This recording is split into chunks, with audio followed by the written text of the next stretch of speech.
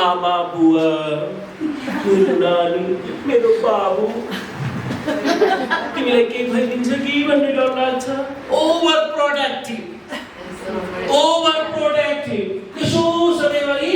यसो गरिराख्ने होइन मेरो बच्चालाई केही पनि हुँदैन होमवर्क पनि आफै गर्ने यति प्रोडक्टिभ कि बच्चाको होमवर्क छ होइन तिम्रो हात दुख्छ ल्याउनु फोन गरिदिन्छु आज तिम्रो ठाउँमा तिमीलाई नभन्नु है It happens, that is what nature of overprotection. है